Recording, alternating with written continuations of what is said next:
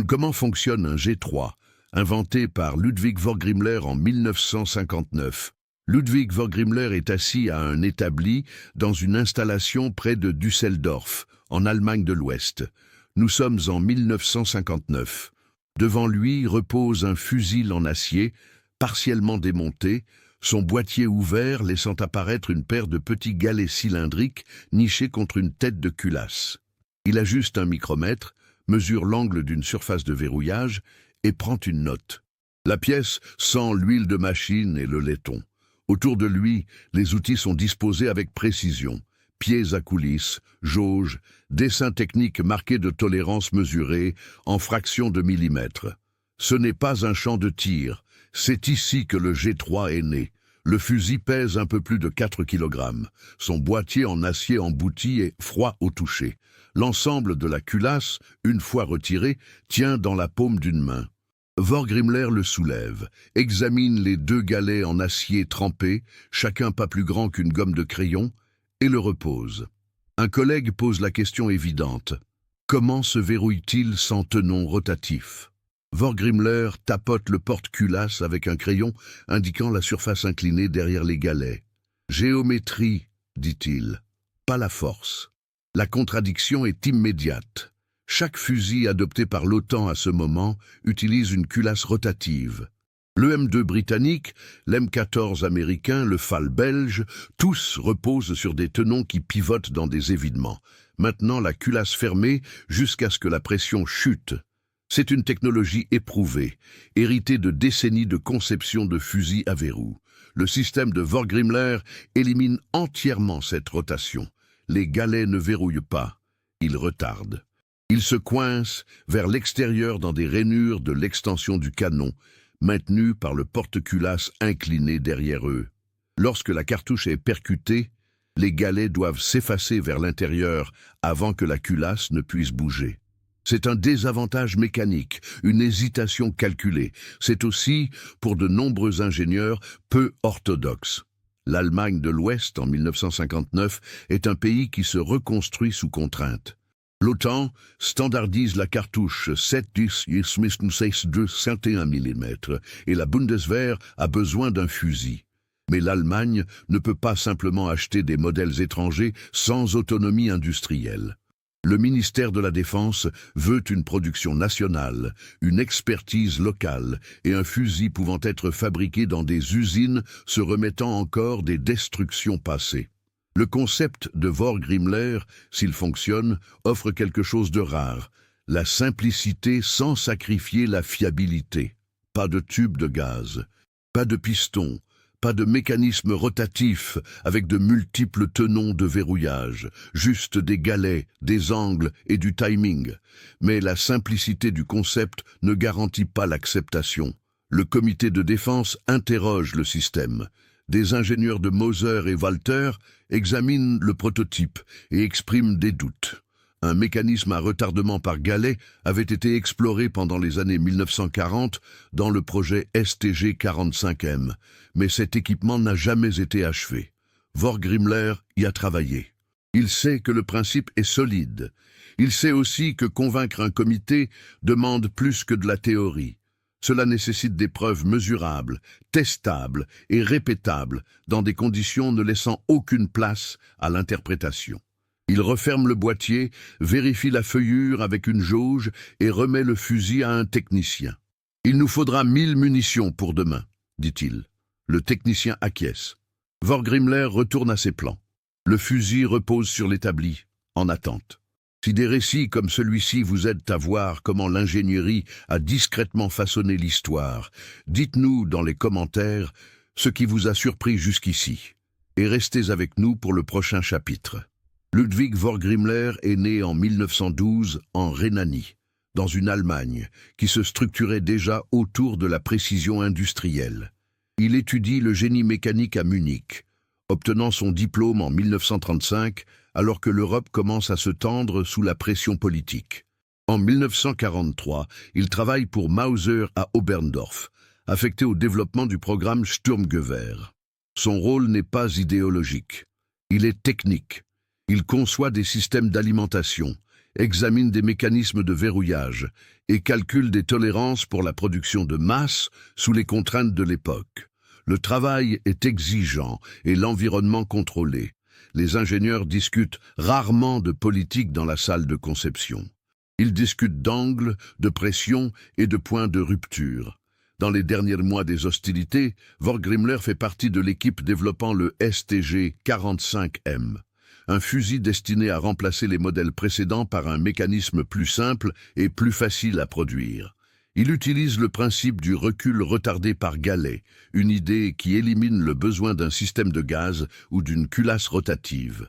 Le prototype fonctionne, mais les événements historiques mettent fin au projet avant que la production ne puisse commencer. Le projet est abandonné. Les plans, cependant, ne sont pas détruits. Vorgrimler les emporte dans sa mémoire et plus tard, dans sa mallette.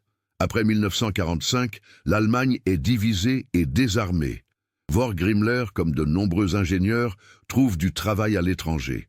Il s'installe brièvement en France, puis en Espagne, où il rejoint le groupe technique SETME à Madrid.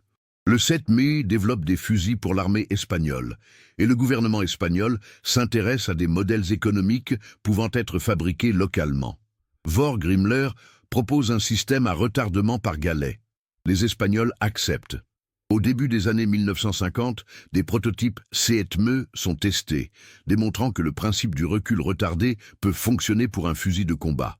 Mais l'Espagne n'est pas l'OTAN, et les cartouches de test ne sont pas au standard 7,62-51 mm. En 1956, Vorgrimler retourne en Allemagne. Heckler & Koch, une entreprise d'équipement nouvellement formée à Oberndorf, l'embauche comme consultant. L'entreprise a été fondée par d'anciens ingénieurs de Mauser et cherche un modèle capable de rivaliser lors des essais de l'OTAN. Vorgrimler apporte avec lui le concept de retardement par galet. Le défi consiste maintenant à l'adapter à des munitions de pleine puissance, à répondre aux spécifications de l'OTAN et à convaincre un ministère de la Défense sceptique qu'un mécanisme né d'expérimentation passée peut servir une armée en temps de paix. La pression n'est pas seulement technique, elle est économique. Le budget de défense de l'Allemagne est limité. Les usines se réoutillent pour la production civile. L'acier est cher. Les machinistes qualifiés sont rares. Tout fusil adopté par la Bundeswehr devra pouvoir être fabriqué dans les installations existantes avec un minimum de nouveaux outillages et à un coût compétitif par rapport aux importations étrangères. Le design de Vorgrimler, s'il fonctionne, offre cet avantage. Des boîtiers en acier emboutis, des ensembles de culasses simples, aucun composant de système de gaz.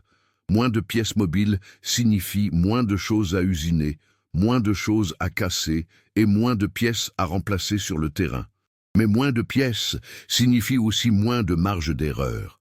Le système à retardement par galet dépend d'angles précis et de surfaces durcies.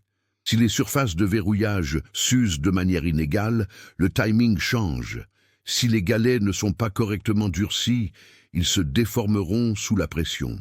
Si la chambre n'est pas cannelée, ses rainures peu profondes, usinées dans les parois de la chambre, l'étui percuté resterait collé lors de l'extraction, provoquant un blocage. Chaque détail compte. Et chaque détail sera scruté par des ingénieurs qui se souviennent des échecs des expérimentations précédentes. Vorgrimler le sait.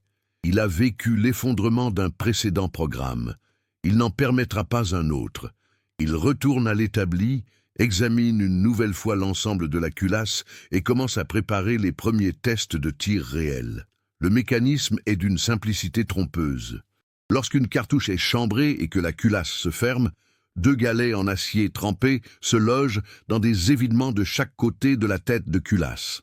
Ces galets sont poussés vers l'extérieur par la surface inclinée du porte-culasse situé derrière eux, se coinçant dans des rainures correspondantes usinées dans l'extension du canon. Le fusil est prêt. Lorsque la détente est pressée, le percuteur frappe l'amorce et la charge s'enflamme. Les gaz en expansion pousse le projectile vers l'avant et l'étui vers l'arrière. Dans un fusil à culasse verrouillé, la culasse ne peut bouger que si des tenons pivotent. Dans le G3, La culasse ne peut bouger que si les galets s'effacent vers l'intérieur. C'est là que la géométrie remplace la force. Le porte-culasse présente un léger angle derrière les galets, environ 4 degrés. À mesure que la pression monte à l'intérieur de la chambre, elle pousse la tête de culasse et les galets vers l'arrière. Mais les galets ne peuvent pas reculer en ligne droite. Ils doivent d'abord se comprimer vers l'intérieur contre la surface inclinée du porte-culasse. Cela crée un désavantage mécanique. Pour chaque millimètre parcouru par la culasse, les galets doivent vaincre une résistance proportionnelle à l'angle. Plus l'angle est prononcé, plus le retard est grand. Plus l'angle est faible, plus le maintien est fragile. Les plans de Vorgrimler spécifient un angle calculé pour retarder l'ouverture juste assez longtemps pour que la pression en chambre tombe sous les 3000 bars, le seuil où l'extraction devient sûre. Le système ne possède pas de came d'extraction primaire, pas de tenon rotatif et pas de piston à gaz pour synchroniser la séquence de déverrouillage. Il repose entièrement sur l'inertie, la friction et la physique des plans inclinés. Quand la pression chute enfin, les galets s'effacent complètement, le porte-culasse accélère vers l'arrière et l'étui usagé est extrait. Un ressort de rappel renvoie ensuite la culasse vers l'avant, prélève une nouvelle munition dans le magasin et le cycle recommence. Tout le processus se déroule en une fraction de seconde, régi par des dimensions mesurées au dixième de millimètre. Mais cette simplicité se heurte à des résistances. Lors d'une réunion dans les bureaux du ministère de la Défense à Bonn, un haut responsable des achats examine les plans techniques et pose la question qui circule parmi les ingénieurs militaires. Que se passe-t-il quand la chambre devient sale? La préoccupation est légitime. Les systèmes à recul retardé extraient les étuis alors que la pression est encore élevée. Si l'étui colle à la paroi de la chambre, l'extracteur peut déchirer le culot, laissant un étui coincé, nécessitant des outils pour être retiré. Dans des conditions de terrain, boue, sable, poussière, cela pourrait être catastrophique. La réponse de Vorgrimler est déjà usinée dans le fusil. Il explique la chambre cannelée, des rainures peu profondes, courant longitudinalement le long des parois de la chambre. Lors de la percussion, les gaz s'infiltrent dans ces cannelures, créant une fine couche de pression entre l'étui et la chambre. Cela fait flotter légèrement l'étui, réduisant la friction lors de l'extraction. C'est un petit détail, invisible pour l'utilisateur, mais essentiel à la fiabilité. L'officier demande si cela a été testé dans des conditions défavorables. Vorgrimler confirme que oui, des centaines de munitions tirées après exposition au sable, à l'eau et à l'encrassement carboné. Le taux d'extraction reste constant. Un autre ingénieur soulève une inquiétude différente, la durée de vie des pièces. Les systèmes à retardement par galet génèrent des vitesses de culasse élevées. Les surfaces de verrouillage s'useront-elles prématurément? Les galets vont-ils s'aplatir après un tir soutenu? Vorgrimler répond par la métallurgie. Les galets sont en acier à outils trempés à cœur, traités thermiquement à 58 Rockwell. Les surfaces de verrouillage dans l'extension du canon sont similairement durcies. Les tests d'endurance ne montrent aucune usure mesurable après 10 000 tirs. Ils présentent les données. La pièce reste silencieuse un instant. Puis le responsable des achats referme le dossier et dit « Nous aurons besoin d'essais sur le terrain ». Pensez-vous que ce choix de conception était inévitable ou un pari risqué à l'époque? Partagez votre avis dans les commentaires et transmettez cette histoire à quelqu'un qui aime comprendre comment les choses fonctionnent réellement. Les essais sur le terrain commencent à l'hiver 1960 dans un centre d'essais du nord de l'Allemagne. La neige recouvre le champ de tir. Les températures descendent sous le point de congélation. Les prototypes du G3 sont remis à des équipes d'évaluation aux côtés de fusils concurrents, le FN FAL belge, l'M14 américain et une version modifiée du SETM espagnol. Chaque fusil tirera 5000 munitions sur 6 semaines dans diverses conditions. Démarrage à froid, tir soutenu, immersion dans l'eau, exposition à la boue et stockage prolongé sans nettoyage. L'objectif n'est pas de trouver un fusil parfait, mais d'en trouver un qui échoue moins souvent que les autres. Vorgrimler n'est pas présent. Il reste à Oberndorf, consultant par télégramme et révisant les plans en fonction des premiers retours. Les premiers rapports arrivent après une semaine. Le G3 fonctionne de manière fiable dans le froid, mais les testeurs notent un recul excessif et un relèvement du canon lors des tirs rapides. C'était attendu. Les systèmes à retardement par galet transfèrent plus d'énergie au boîtier que les fusils à emprunt de gaz. La vitesse de recul du porte-culasse est plus élevée, et la configuration rectiligne du fusil offre moins de gestion naturelle du recul que les modèles avec des crosses désaxées. Vorgrimler suggère 2 modifications.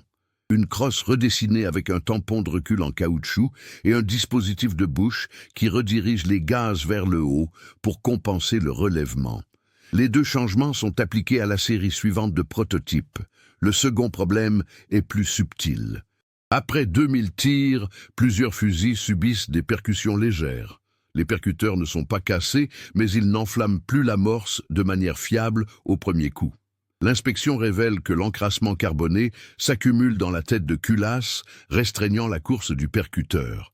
La solution est mécanique. Vorgrimler redessine le canal du percuteur pour inclure une découpe de décharge permettant aux résidus de s'échapper plutôt que de se comprimer. La modification nécessite de réusiner les têtes de culasse, mais elle est achevée en 1 semaine. Les culasses mises à jour sont expédiées au centre d'essai et le problème ne se reproduit plus. Le 3e défi est économique. Heckler & Koch calcule le coût de production unitaire du G3 et soumet le chiffre au ministère de la Défense.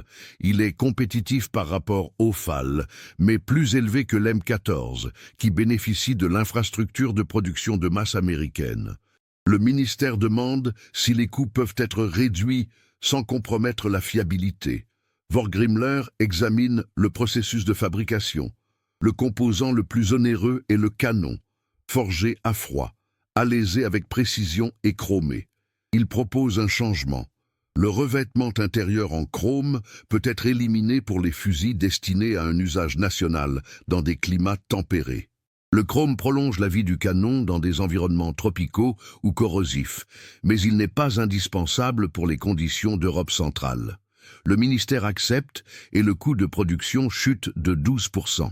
En mars 1961, les essais sur le terrain s'achèvent. Le G3 a tiré plus de 50 000 munitions à travers plusieurs prototypes.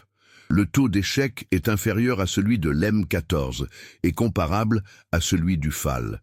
La simplicité du fusil, moins de pièces, pas de système de gaz, se traduit par un entretien plus facile et des réparations plus rapides. Un soldat peut démonter l'ensemble de culasses sans outils, le nettoyer en moins de 3 minutes et le remonter dans l'obscurité. Ce n'est pas un avantage mineur, c'est un atout logistique. Dans une armée de conscription avec un temps d'entraînement limité, la facilité d'entretien compte autant que la précision. Le ministère de la Défense émet une décision préliminaire. Le G3 sera adopté comme fusil standard de la Bundeswehr sous réserve des derniers essais d'acceptation. Vorgrimler reçoit la nouvelle par téléphone. Il ne fête pas l'événement. Il retourne à l'atelier, examine le dernier ensemble de culasses et commence à préparer la phase suivante. L'octroi de licences de fabrication à travers l'Europe. La Bundeswehr adopte officiellement le G3 en 1961. En 2 ans, le Portugal, la Norvège et la Turquie suivent. En 1965, plus de 20 pays ont acheté ou acquis la licence du modèle. Le fusil est fabriqué en Allemagne, en Espagne, au Portugal, en Grèce, en Iran, au Pakistan et au Mexique. Chaque pays adapte le processus de production à ses propres capacités industrielles, mais le mécanisme de base reste inchangé. 2 galets, un porte-culasse incliné et une chambre cannelée. L'élégance du design réside non pas dans ce qu'il ajoute, mais dans ce qu'il supprime. Pas de tube de gaz pour gêner le nettoyage, pas de piston à synchroniser, pas de tenon rotatif sujet à une usure inégale, juste de la géométrie et de l'inertie, régie par des angles mesurés en degrés. Mais la véritable révélation ne vient pas des statistiques d'adoption. Elle vient de la compréhension de pourquoi le système à retardement par galet fonctionne alors que tant d'ingénieurs en doutaient au départ. La clé est la relation entre la pression, le temps et la masse. Dans un fusil traditionnel à culasse rotative, la culasse se verrouille rigidement dans l'extension du canon. Aucun mouvement ne se produit tant que la culasse n'a pas pivoté, ce qui nécessite soit une opération manuelle, soit une came actionnée par gaz. Le système est binaire, verrouillé ou déverrouillé. Dans le concept de Vorgrimler, le système est progressif. Les galets ne verrouillent pas rigidement, ils résistent. À mesure que la pression monte, les galets tiennent bon. Lorsque la pression atteint son pic et commence à chuter, les galets s'effacent progressivement, permettant à la culasse de bouger proportionnellement à la force déclinante. Au moment où la culasse s'ouvre complètement, la pression est descendue à des niveaux d'extraction sûrs. C'est l'intuition d'ingénierie qui complète l'histoire. Le G3 ne combat pas la pression avec des verrous plus solides. Il négocie avec la pression en utilisant le temps et l'effet de levier. Les galets retardent l'inévitable plutôt que de l'empêcher.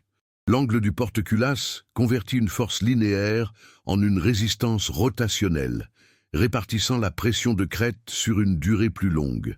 La chambre cannelée permet à l'étui de se libérer proprement. Le système n'est pas une question de force brute. C'est une question de timing, et le timing en ingénierie est souvent plus précieux que la force. Vorgrimler comprend cela implicitement. Il n'a pas besoin de l'expliquer en termes philosophiques. Il l'exprime par des dessins, des tolérances, la forme d'un galet et l'angle d'une surface. Ses collègues chez Heckler & Koch reconnaissent la réussite, mais ils en voient aussi les limites. Le recul retardé par galet fonctionne mieux avec des cartouches de fusil à collet rétreint dont la forme facilite l'extraction. Les cartouches de pistolet à paroi droite, en revanche, ne s'extraînent pas aussi proprement, c'est pourquoi le système est rarement utilisé pour les armes de poing. Le G3 n'est pas une solution universelle, c'est une solution optimisée pour un problème spécifique. Comment construire un fusil de combat fiable en utilisant de l'acier embouti, un usinage minimal et aucun système de gaz, tout en maintenant précision et endurance sur le terrain. En 1970, le G3 est devenu une référence en ingénierie de l'armement. Des concepteurs en France, en Suisse et en Tchécoslovaquie étudient le mécanisme et développent leurs propres variantes. Le MAS 4956 français explore le recul retardé avec un système de levier différent. Le SIG 510 suisse affine le retard par galet avec un boîtier plus coûteux, usiné avec précision. Le CTME espagnol continue d'évoluer parallèlement au G3, finissant par diverger en gamme de produits distincts. Chaque variation teste un équilibre différent entre coût, précision et fiabilité. Aucune ne remplace la logique originale. Une culasse peut être contrôlée non pas en la fermant hermétiquement, mais en la faisant hésiter juste assez longtemps. Vorgrimler ne prend pas sa retraite immédiatement après l'adoption. Il continue de conseiller durant les années 1960, examinant de nouveaux prototypes, conseillant sur la sélection des matériaux et affinant les techniques de production. Mais son œuvre majeure est accomplie. Le G3 existe, fonctionne et dure. Il est fabriqué à plus de 5 millions d'unités. Il sert dans les déserts, les jungles, les montagnes et les conditions arctiques. Il est utilisé par des armées professionnelles, des milices et des forces de sécurité. Sa réputation ne repose pas sur l'innovation pour elle-même, mais sur une fiabilité qui émerge de contraintes abordées avec honnêteté. En 1983, Ludwig Vorgrimler s'éteint discrètement en Allemagne. Sa notice nécrologique dans les revues techniques est brève, notant ses contributions au système à retardement par galet et son travail chez Heckler & Koch. Il n'y a pas de mémorial public, pas de reconnaissance étatique. Son héritage n'est pas porté par des discours ou des monuments. Il est porté par les fusils, encore en service sur 6 continents, dans les dessins techniques archivés dans les bureaux de brevets et par les ingénieurs qui continuent d'étudier les principes qu'il a affinés. Le G3 reste en production, sous diverses formes, pendant plus de 5 décennies. Certains pays le retirent au profit de modèles plus récents. D'autres l'adaptent avec des garnitures en polymère, des montages optiques et des composants modulaires. Le mécanisme lui-même reste inchangé car il n'y a aucune raison de le changer. Les galets retardent toujours. Le porte-culasse s'efface toujours. La chambre cannelée permet toujours une extraction propre. Le système, conçu en 1959 sous des contraintes de coût et de simplicité, s'avère durable non parce qu'il était parfait, mais parce qu'il était honnête. Il n'a pas tenté de résoudre tous les problèmes. Il a résolu le problème posé, avec les matériaux et les connaissances disponibles à l'époque. La leçon plus large est celle que Vorgrimler n'a jamais formulée explicitement, mais qu'il a démontrée par son travail. L'ingénierie ne consiste pas à éliminer les compromis. Il s'agit de choisir les bons compromis. Le G3 sacrifie la force brute de verrouillage pour la simplicité. Il sacrifie la synchronisation par gaz pour le retard mécanique. Il sacrifie les tenons rotatifs pour la résistance par galet. Chaque compromis est intentionnel, calculé et testé. Le résultat est un fusil qui fonctionne de manière fiable dans des conditions qui mettraient à mal des systèmes plus complexes, non pas parce qu'il est plus fort, mais parce qu'il a moins de points de rupture. Ce principe s'étend au-delà des équipements de défense. Les systèmes à retardement apparaissent dans les transmissions automobiles, les presses industrielles et les horloges mécaniques. Partout où une force doit être contrôlée par le timing plutôt que par un confinement brutal. La même logique géométrique qui régit les galets du G3 régit l'échappement d'une montre ou le calage des soupapes d'un moteur. C'est une idée universelle, exprimée par différents matériaux et échelles, mais enracinée dans la même intuition. La résistance peut être façonnée par des angles aussi efficacement que par la masse. La curiosité finale est la suivante. Le G3 fonctionne parce que Ludwig Vorgrimler ne s'est pas demandé comment verrouiller une culasse plus solidement, mais comment retarder son ouverture juste assez longtemps. Cette distinction entre verrouiller et retarder est la différence entre combattre une force et négocier avec elle. Les galets n'arrêtent pas la culasse, ils la ralentissent. Le porte-culasse n'empêche pas le mouvement, il le convertit. Le système survit parce qu'il ne résiste pas à la réalité, il s'adapte à la réalité avec précision. Aujourd'hui, le G3 apparaît dans les musées, les armureries et parfois en service actif. Les ingénieurs font toujours référence à sa conception lorsqu'ils enseignent les principes du recul retardé. Des machinistes fabriquent encore des galets de remplacement selon les tolérances spécifiées par Vorgrimler il y a 60 ans. Le fusil fait désormais partie du vocabulaire mécanique du XXe siècle, une phrase dans le langage de « comment les choses fonctionnent ». Il n'est pas célébré pour être révolutionnaire, il est respecté pour être solide. Et la solidité en ingénierie est le plus beau compliment. La reconnaissance que le travail a été fait correctement, honnêtement et avec une compréhension de ce qui importait le plus. L'établi de Vorgrimler à Düsseldorf n'existe plus. L'installation a été réaffectée, mais les fusils demeurent, fonctionnels et sans romantisme, faisant exactement ce pourquoi ils ont été conçus. Retarder l'ouverture d'une culasse de la largeur de 2 petits galets et de l'angle d'une surface mesurée en degrés. C'est une réussite discrète, bâtie sur des contraintes, prouvée par les décennies, et dont on se souvient non par des mots, mais par des mécanismes qui fonctionnent toujours comme prévu. Si vous appréciez les récits calmes et authentiques sur la façon dont l'ingénierie a façonné le monde, abonnez-vous à la chaîne, laissez un j'aime et dites-nous depuis quel pays vous nous regardez.